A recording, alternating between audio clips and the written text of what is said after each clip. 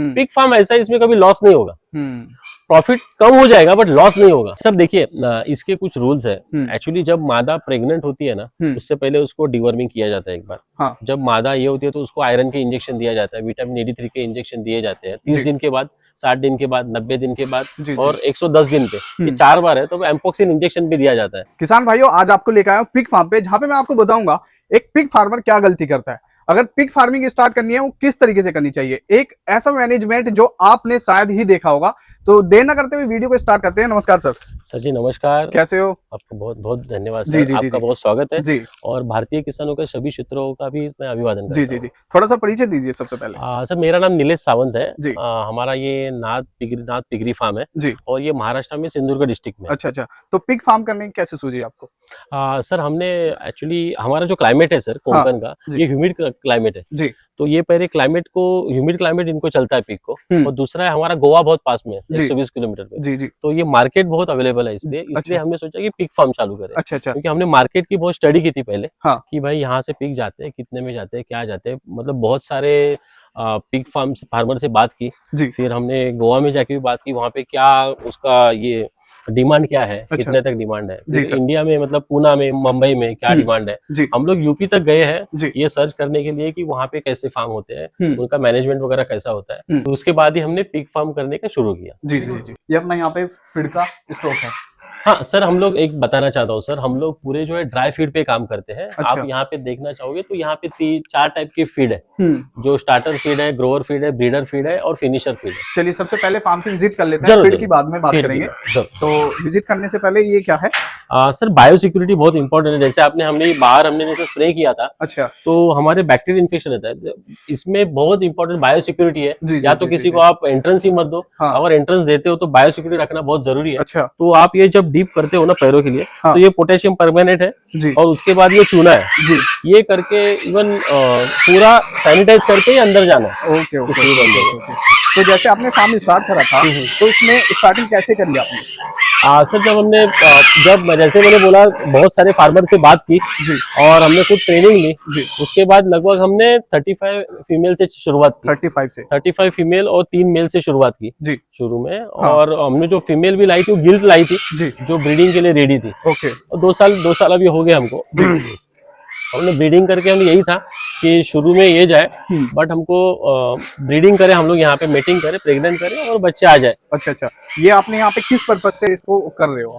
Sir इसमें देखो simple चीज है, हम लोग इसको फैटनिंग ही करते हैं। अच्छा। अब चक्कर ऐसा होता है कि अगर आप बच्चा बेचते हो तो बच्चे का देखो 2000 में पड़ जाता है, खर्चा पड़ जाता है। बच्चा आप बेचोगे आजकल तो 4000, 5000, 6000, तो 5-6 हजार में बेचा तो 2-3 हजार ही आता है आपको। जी जी। और उससे अच्छा फैटनिंग करो। अच्छा। तो फैटनिंग करने में एक बच्चा माँ का वगैरह सब खर्चा पकड़ के 10 से 11 हजार खर्चा आता है।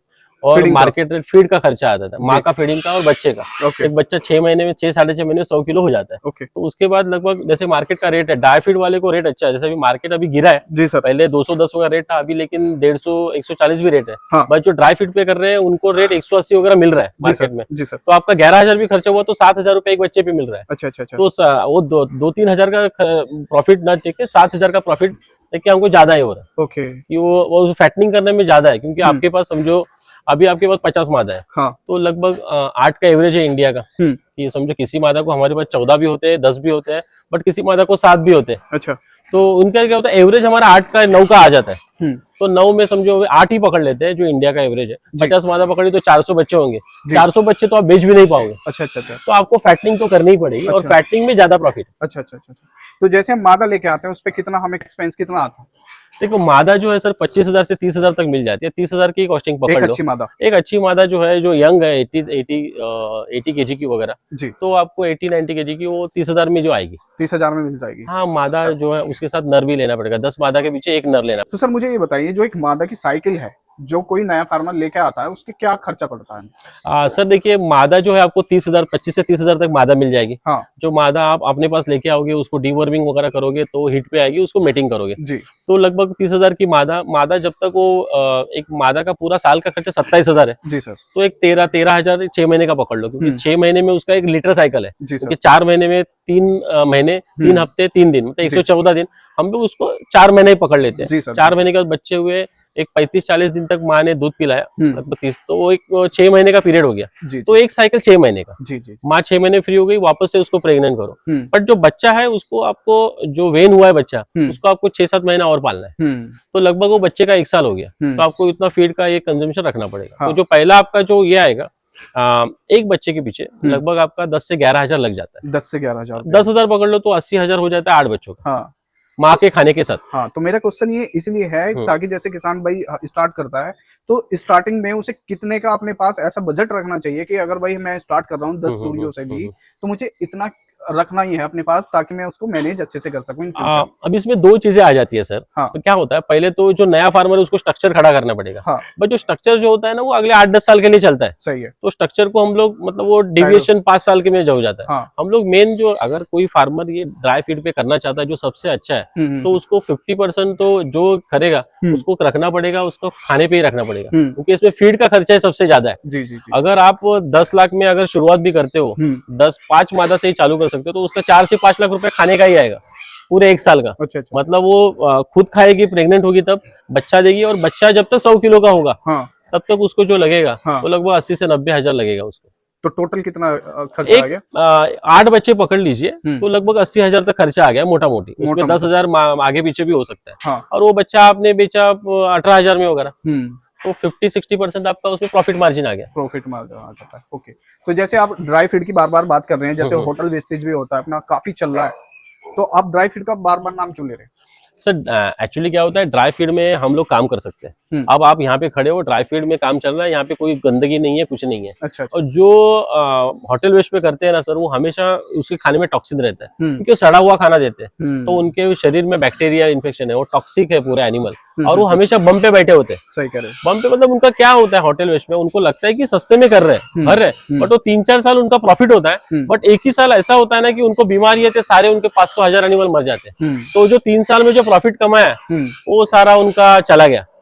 क्योंकि यहाँ पे क्या हो रहा है, हर दिन उनको फीड लाना है, एनिमल लाने हैं। जैसे अभी गोवा मार्केट है पकड़ लो, तो कर्नाटक से एनिमल आ रहे हैं, महाराष्ट्र से एनिमल आ रहे हैं, और कई राज्य से एनिमल आ रहे हैं वहाँ पे। तो किसी के यहाँ पे बीमारी हो तो बोलेगा नहीं। अब वहाँ पे तो काट लिया उसने, बट वो बीमारी उसके गाड़ी में आ गई, गाड़ी को क्लीनिंग नहीं किया, गाड़ी रोज आ रही है, गाड़ी में खाना आ रहा है, तो उसके चलते कहाँ पे लग गया, तो एक साथ 10-10, 20-20 फार्म बंद हो जाते हैं। सही कह रहे हैं। तो वो जो देखो अब, और जब ये स्वाइन फ्लू वगैरह आता है ना, तो जो होटल वेस्ट वाले फार्म को ही ज्यादा तकलीफ होती है, वहीं पे एनिमल मरते हैं, ड्राई फीड वाले को कोई तकलीफ नहीं होता। फिर दूसरा ये भी है, अगर आप ब्रीडिंग कराते हो, जब क्रॉसिंग कराते हैं, तब वो डिलीवरी देती है, मान लो 10 से 15 बच्चे उसने दिए, तो उसमें से कम ही बचते हैं। हाँ, तो उसमें क्या होता है सर, देखो एक तो जो खाने को देना है उसमें आपको खाने को विटामिन देना है, मिनरल्स देने हैं, प्रोटीन देने हैं, तो वो तो होटल वेस्ट में कुछ मिलेगा नहीं। वो जो मिलेगा उसमें कुछ नहीं है, कार्बोहाइड्रेट्स है और पूरा टॉक्सिक खाना है वो। तो उसमें क्या होता है, आने वाला बच्चा जो बैक्टीरिया में पैदा होता है, बैक्टीरियल इन्फेक्शन होता है। तो अगर 15 बच्चे भी हुए तो उसके बच्चे बच जाते हैं 4, और वो बच्चे उनको फैटनिंग करने में भी 10 से 14 महीने लग जाते हैं। तो उसके बाद जो ग्रोथ होगी वो नहीं होगी। तो उनको एक्चुअली होटल वेस्ट वालों को क्या करना पड़ेगा कि एटलीस्ट जो उनकी ब्रीडिंग की मादा है वो तो उसको जो जहाँ से ड्राई फीड वाले वहां से लेनी पड़ेगी, और उसको भी ड्राई फीड पे रखना पड़ेगा, तभी उसके जो बच्चे हैं वो बचेंगे। अगर हम वेस्टेज पे करते हैं तो बच्चे भी कम बचते हैं हमारे। हाँ, 100%। जैसे अभी हमने बोला 4-5 बच्चे बचेंगे 10 में से, तो उसमें जो मादा को जो खाना दे रहे होगा तो उसमें बचेगा नहीं, लॉस हो जाएगा। तो आपको जो वो लोग जनरली फैटनिंग करते हैं, जो ड्राई फीड वाले हैं उनसे बच्चे लेके उसको फैटनिंग करके बेच देते हैं। एक मैच्योर पर पिग पे कितनी कॉस्ट आती है फीड की? सर एक बच्चे को अगर वो फुल फैटन होता है, बड़ा ग्रोन होता है, तो उसके मादा का खाना भी हमको लेना पड़ता है। जी। तो जनरली एक मादा को हम लोग जैसे एवरेज 8 बच्चा पकड़े, तो एक मादा का एक मेल पे खाना वो 2000 तक जाता है, और एक मेल को या फीमेल को 100 kg या 110 kg होने के लिए लगभग 8400 से 9000 तक खर्चा जाता है। अच्छा। हर एक का कॉस्टिंग थोड़ा बहुत कम होगा हर हिसाब से, तो 9000 तक खर्चा पकड़ लो 100 kg तक या 110 kg होने तक। उसमें प्रॉफिट कितना मान के चले? तो पकड़ लो 11,000 हो गया माँ का और इसका खर्चा। अब मार्केट के ऊपर डिपेंड है, जैसे फैटनिंग का रेट पहले 200 भी था, 210 भी था, अभी रेट 180 तक मिल रहा है। तो 180 रेट है तो 18,000 मिल गया आपको, 11,000 वो खर्चा हो गया, तो 7,000 रुपए प्रॉफिट हो गया एक एनिमल के पीछे। एक एनिमल के पीछे 7,000 रुपए बस। तो आपके 8 एनिमल है तो 56,000 प्रॉफिट हो गया, पकड़ लो 60,000। मतलब वही होगा। एक नए फार्मर को कितने पिग से स्टार्ट करना चाहिए? सर देखिए, मैं आपके किसान भाइयों को बताना चाहता हूँ कि आप देखिए उसमें ये सब पैसे का खेल है थोड़ा सा। सही। तो मैं किसान भाइयों को बताना चाहता हूँ, आप 5 एनिमल से भी चालू कर सकते हो, और 50 से भी चालू कर सकते हो। बट आप अच्छी लेवल पे अगर चालू करना चाहते हो तो कम से कम 20 मादा लो और 2 नर लो या 50 लो। बस जिस किसान भाई की इतनी अभी ये नहीं है, फंडिंग नहीं है या पैसा नहीं है, तो 5 से या 10 से भी चालू कर सकते हो। बट अगर 5 या 10 भी लोगे ना तो 8-10 लाख रुपया चाहिए आपके हाथ में। क्योंकि इसमें ऐसा सिंपल सा ये पकड़ लो सर, आपका एक फैटनिंग होने तक 10 मादा का बच्चा होगा, 80 बच्चा पकड़ लो तो 80,000 मतलब ये 8 लाख रुपया हो गया, मतलब उसका हो गया टोटल। तो 4 लाख रुपया खाने का या 5 लाख रुपया खाने का, और 5 लाख रुपए में वो 3 लाख रुपए का लगभग शेड हो जाएगा, 3 लाख रुपए के एनिमल आ जाएंगे। तो उतना तो लगेंगे 10 एनिमल के लिए, 10 एनिमल के 10 लाख रुपए तो चाहिए कम से कम। हाँ, तो फिर जिस तरीके से आपने स्ट्रक्चर बनाया हुआ है इसी तरीके से हमें मैनेज करना चाहिए, या फिर कुछ एक अलग, जैसे स्टार्टिंग है तो हम कम से कम खर्चा करके चले अपना, उस तरीके से? देखिए, अगर स्टार्टिंग करते हो ना सर, अगर आपका पैसा कम है तो कंस्ट्रक्शन पे खर्चा कम करोगे। जितना लोकल मटेरियल लेके खुद काम करके वगैरह कर सकते हो वो करोगे। और जनरली एक मादा को अलग रखना ज्यादा सही है, कंपार्टमेंट एक सिंगल, क्योंकि जनरली मादा जो है ना खाना खाते वक्त झगड़ा करती है, और उसमें उन टाइम पे ऐसा होता है कि कोई प्रेग्नेंट मादा हो, किसको धक्का लग गया, गिर गई, तो एबॉर्शन होने का चांसेस है। तो प्रेग्नेंट मादा को 8 बाय 7 फुट का जो कंपार्टमेंट है वो रखना जरूरी है। या उसके मतलब वो डिलीवरी के 2 महीने पहले तक। तो अभी हम लोग क्या करते हैं, जब मादा प्रेग्नेंट वगैरह होती है तो एक साथ रख लेते हैं 1-2 महीना। उसके बाद 2 महीना होने के बाद उनको अलग अलग कंपार्टमेंट जैसे बनाए हमने, वो कंपार्टमेंट में शिफ्ट कर लेते हैं। अच्छा। तो उसकी डिलीवरी अलग हो जाती है, मादा वगैरह उसका केयर लेने में हमको आसानी पड़ती है। तो किसान जैसे नया खोल लिया, उसने कर लिया, साइकिल उसकी चल रही है अच्छी, तो उसको कौन से ऐसे साल से प्रॉफिट होना अच्छा तैयार होता है? सर पीक फार्मिंग ऐसी है ना कि मैंने जैसे आपको पहले ही बताया कि पहली इसमें ही प्रॉफिट हो जाता है। मतलब प्रॉफिट हो जाता है, और समझो रेट कम भी है। जैसे मार्केट ऊपर नीचे होते रहता है, अभी 210 था, अभी कुछ मार्केट 140-160 भी है। पिक फार्म ऐसा है, इसमें कभी लॉस नहीं होगा। प्रॉफिट कम हो जाएगा बट लॉस नहीं होगा, क्योंकि समझो आपका 140 भी हो रहा है तो आपका 11,000 का एनिमल हो रहा है 100 किलो, तो आपको 3,000 बच रहा है। बट उस केस में आपको एनिमल ज्यादा चाहिए, और आपको ये पेशेंस का मामला है, पेशेंस और आपके पॉकेट में थोड़ा पैसा होना चाहिए। तो कभी कम रेट कम हो रहा है तो आपको प्रॉफिट कम मिलेगा, ज्यादा रेट हो रहा है तो मतलब ये ऊपर नीचे होता ही रहेगा। तो आपको ये पहले दिमाग में रखना पड़ेगा कि भाई रेट कम ज्यादा हो सकते हैं मार्केट के हिसाब से, तो हमको वो उसके लिए प्रिपेयर रहना पड़ेगा। आप YouTube का ये देख के ऐसा मत बोलिए कि भाई उसने करोड़ों कमा लिया तो ऐसा करोड़, भाई उसने भी कितनी तो रातें रोके हुए निकाली है, वो टेंशन में रहा है। कोई भी बिजनेसमैन ऐसा नहीं होता कि उसको सब सिंपल हो गया, इजी हो गया, ऐसा होता नहीं है। तो आप YouTube का वीडियो देख के, मैं जो बता रहा हूँ मेरा 2 साल का एक्सपीरियंस बता रहा हूँ, या कोई भाई 8 साल का एक्सपीरियंस बता रहा है, बट उसने 2 साल में जो क्या क्या सहा है वो वही जानता है। तो आपका 6 महीने में नहीं होगा। आपका जो सवाल था, पहली जो डिलीवरी साइकिल है ना, अब देखिए क्या होता है, मैं एक चीज बता रहा हूँ, आपने 10 मादा पकड़ ली ना तो आपको 1 मादा एक्स्ट्रा पकड़नी पड़ेगी 10 के पीछे, क्योंकि कोई मादा उसको प्रेग्नेंट नहीं हो रही है, किसी का बच्चा ये हो रहा है, तो वो पकड़ लो। जैसे 100 के पीछे 10 एनिमल एक्स्ट्रा पकड़ ही लो। तो वैसा ही कैलकुलेशन करके चलो। तो पहले साल में आपका पैसा आ जाता है ठीक ठाक, वो पैसा आप रोलिंग करते हो। फिर आपका समझो कम भी एनिमल है, 50 एनिमल है तो वेल एंड गुड है, तो फिर आपको 1 करोड़ तो अपने साथ रखना पड़ेगा। 50 एनिमल लेते हैं बिल्कुल। तो वो अगर आप रखोगे तो पहले 1 साल से ही आपका पैसा आना चालू हो जाता है इसमें। ऐसा कोई ये नहीं, बहुत अच्छा बिजनेस है सर, हर कोई कर सकता है, और ड्राई फीड पे करने में बहुत फायदा है। और जहाँ पे ड्राई फीड पे हो वहीं से काम करो। ये भी बताइए मुझे, जैसे अपनी वैक्सीनेशन होती है, दूसरी बीमारियां होती है, इनके बारे में बताइए। वैक्सीनेशन तो इसमें 2 ही होती है सर, एक FMD होती है और दूसरी स्वाइन फ्लू वाली होती है। बीमारी का सर ऐसा होता है ना, बीमारी को आपके लिए अनुभव चाहिए। अब आप मतलब उसके लिए भी क्या होता है सर, बहुत सारे लोग हैं यूट्यूब पे वगैरह जो जानकार हैं, जो ट्रेनिंग वगैरह लेते हैं वहां से, तो बीमारी शुरू में ही मालूम पड़ी तो एक सही है सर। शुरू में प्री बीमारी जो होती है ना, उसके लिए दवाई, कम दवाई में 2 शॉट में एकदम स्ट्रांग बाय एक्चुअली एनिमल है जी सर, तो दो बार दवाई देने से अच्छा हो जाता है। जनरली इसको बीमारी होती नहीं है। अच्छा। तो बीमारी वगैरह कोई हुई तो ज्यादा ही कुछ नहीं। अच्छा। मुझे जनरल नॉलेज के बताइए कि वही जैसे मैं यहाँ पे काला भी देख रहा हूँ और सफेद भी देख रहा हूँ, भूरा जो होता है, ये अपना ब्रीडर के हिसाब से होता है या मिक्स होती है? नहीं सर, आपको एक बात बताता हूँ, इंडिया में ये लार्ज व्हाइट हमने ली है सर। अच्छा। ठीक है, तो लार्ज व्हाइट ये F1 में है, जो क्रॉस ब्रीडिंग वगैरह करके वो जो आती है ना, तो ओरिजिनल आने में थोड़ा जब शुरू करते हैं तो टाइम लगता है। तो इसमें क्या होता है, अभी मेरा लार्ज व्हाइट का नर है और लार्ज व्हाइट की फीमेल है, बट वो पेडिग्री जो पुराने में जो ब्रीडिंग हुई रहेगी ना, तो वो शायद ड्यूरक में हुई रहेगी या लैंडर्स में हुई रहेगी, तो उसका बच्चा कभी आ जाता है। तो वो कभी अलग अलग कलर के होते हैं, बट ये ऐसा है कि यहाँ पे डिमांड है, कलरफुल के लिए वगैरह भी डिमांड है गोवा में, तो वो कलरफुल भी चलता है, बट मैक्सिमम आप देखोगे ना तो 95% लार्ज व्हाइट है। जैसे आप बता रहे हैं कि भाई हमें अगर पिग मीट के लिए सेल करना है, तो उसका वेट गेन जो आप बता रहे हैं 100 kg बता रहे हैं, तो ये 100 kg तक ही हमें करना चाहिए या फिर उसके अबाव भी? सर एक्चुअली बताऊं आपको, प्रॉफिट करना है तो 90 केजी 80 केजी पे बेचना नहीं है सर। हाँ। हमारा जो एक्चुअल प्रॉफिट आएगा 100 केजी 110 केजी एनिमल करोगे तभी आएगा, या एवरेज 100 केजी उस बैच का आना चाहिए, तभी उसको बेचो, नहीं तो प्रॉफिट नहीं आएगा। अच्छा अच्छा। तो इसमें जैसे आप साफ सफाई का यहाँ पे अच्छे से ध्यान रखे हुए हैं कि भाई स्मेल नहीं है थोड़ी सी भी, तो इसमें इसके बारे में बताइए। सर इनमें जनरली क्या होता है, जब आप फीड देते हो ना, सुबह एक दिन साफ होता है, जैसे अभी ठंडियां चल रही है तो दिन में एक बार 10-11 बजे 1 घंटा लगता है पूरा क्लीनिंग में। आप देखो पूरा क्लीन है, नीट एंड, और ये एनिमल खुद भी है सर, बहुत होशियार एनिमल है। आप देखोगे ना, ये सुसु पट्टी एकदम होल के इधर ही करता है। हाँ। जहाँ पे इसका खाना डाला जाता है ना, वहाँ पे देखो ये कुछ गंदगी नहीं है, बिल्कुल खुद। इवन इनमें ऐसा है सर कि एक कोई मादा हो या नर हो, कोई एनिमल जो गंदगी यहाँ करे ना, उसको मारते हैं लोग। अच्छा।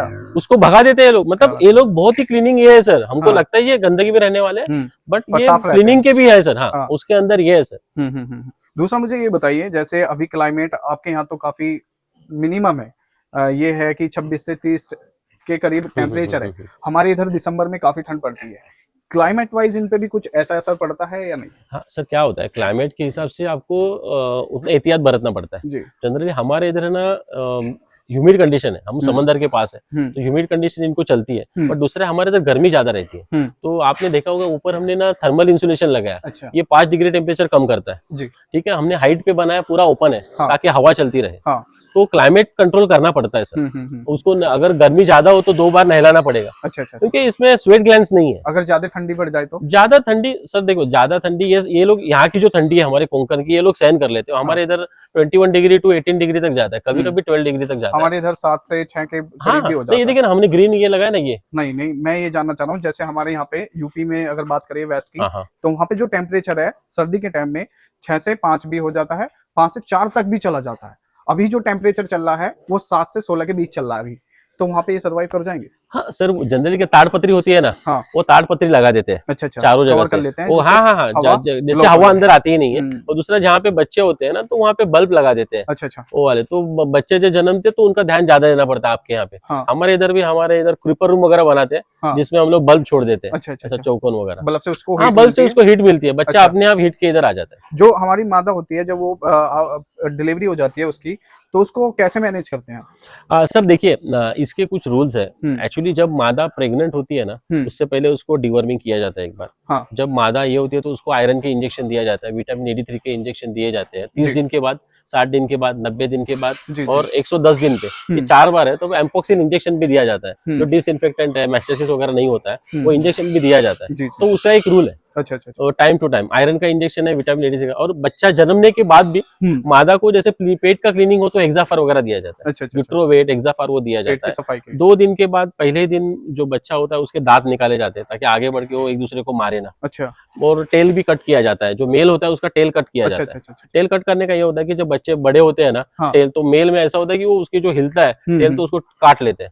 तो टेल को काटने का ये है। और जो सारे बच्चे उनके दांत नेल कटर से निकाल देते हैं, फिर उसको दूसरे या तीसरे दिन आयरन का इंजेक्शन लगा देते हैं। एक एंड्रोफ्लोक्सासिन करके दवाई है, तो एंड्रोफ्लोक्सासिन दवाई बुखार में भी काम करती है। और जनरली क्या होता है, ये लोग दूध ज्यादा वगैरह पी लेते हैं तो उनको डिसेंट्री वगैरह लग जाती है। अच्छा अच्छा। तो वो दवाई एंड्रोफ्लोक्सासिन भी काम कर लेती है। तो उसके बाद शीशी है, उसको फॉर्मेटिन जेल वगैरह है, वो सब दवाई है, वो उसका क्रम है सर। आप ट्रेनिंग लोगे प्रॉपर, हमसे बात करोगे तो हम बता देंगे उसका। Okay okay. ये जो बच्चा होता है अपने, जब डिलीवरी होती है, वो कितने दिनों के अंदर फीड पे आता है? सर देखिए, बच्चे एक सही सवाल, आपने एकदम सही सवाल पूछा है। बच्चे का जनरली ये होता है ना, बच्चा 7 दिन के बाद फीड टेस्ट कर सकता है। अच्छा। अब हमको क्या करना पड़ेगा, माँ का दूध जो होता है उसको स्वीट लगता है। जी। तो बच्चा जो है ना, माँ का दूध छोड़ना नहीं चाहता, बट आप क्या करो, 7 दिन के बाद उसके सामने फीड डालो। स्टार्टर फीड जो होता है ना, वो फीड डालो। उसमें थोड़ा मिल्क रिप्लेसर, या आपने जो मिल्क का पाउडर वगैरह होता है ना, वो डाल दोगे ना। क्योंकि क्या होता है, माँ जब डिलीवरी होती है ना, तो माँ का दूध ज्यादा होता है, बट बच्चे का दूध पीने का कम होता है। हाँ, क्षमता कम होती है। और जब उसकी क्षमता बढ़ती है तो माँ का दूध ये होता है। जनरली क्या होता है, एक माँ को समझो 400 ग्राम फीड देना पड़ेगा, तब वो बच्चा उतना डेवलप होगा। समझो 8 बच्चे हैं तो आपको 3 किलो 200 ग्राम उसको फीड देना पड़ेगा। 10 बच्चे हैं तो आपको 4 किलो फीड देना पड़ेगा। वो क्राइटेरिया ये करना पड़ेगा। बट कुछ भी हो सर, उसका रिकवरी खुद का भी होता है, क्योंकि उसने एक साथ 10-12 बच्चे दिए और उसके पेट से और भी कुछ गंदगी गई है, तो उसको खुद को भी रिकवर होना है, उसको बच्चे को भी दूध पिलाना है। तो क्या होता है, बच्चे का दूध पीने का क्षमता बढ़ता है, दूध उसका कम होता है। तो आप अगर फीड दोगे तो फीड खाना चालू होता है। उसका भी एक बताता हूँ आपको कि जनरली एक बच्चा 25 किलो तक हम लोग उसको स्टार्टर फीड देते हैं। जी। उसमें 32 किलो स्टार्टर फीड लगता है जी सर। 32 किलो के बाद हम लोग ग्रोवर फीड चालू करते हैं। ग्रोवर फीड लगभग 60 किलो होने तक देते हैं। 60 किलो के बाद हम लोग उसको ब्रीडिंग पे लाना है तो ब्रीडर फीड देते हैं, फैटनिंग करना है तो फिनिशर देते हैं। और ये फीड का भी अलग ये है, जैसे स्टार्टर फीड है उसमें 20% प्रोटीन होता है, ग्रोवर फीड में 18% प्रोटीन होता है जी, ब्रीडर फीड में 16% प्रोटीन होता है जी जी। उसमें क्या होता है, फिनिशर में थोड़ा सा फैटनिंग बढ़ जाता है, फैटनिंग के लिए जाता है। ब्रीडर फीड में 16% प्रोटीन, तो उसमें फैटनिंग वगैरह कम है। जी जी जी। तो लास्ट में मुझे ये बता दीजिए, जैसे एक फार्मर स्टार्ट करता है पिगरी, तो उसमें उसे कितना इतना अपने पास रखना चाहिए बैकअप, ताकि वो फ्यूचर में इसको अच्छे से बढ़ा सके। 50 एनिमल रखते हो तो 1 करोड़ तक रखना पड़ेगा। हाँ। और अगर 10 एनिमल रखते हो तो 10 लाख रुपए तक कम से कम रखना पड़ेगा, क्योंकि 10 लाख में क्या होगा, 4 से 5 लाख रुपए आपका फीड में ही जाएगा। क्योंकि बच्चा जब 6-7 साढ़े 6 महीने में 100 किलो का होगा तभी बेच पाओगे। 5 महीना हो, 4 महीना माँ के पेट में रहेगा, 1 महीना माँ का दूध पिएगा, तो 1 साल पकड़ लो, लगभग 11-12 महीने पकड़ लो।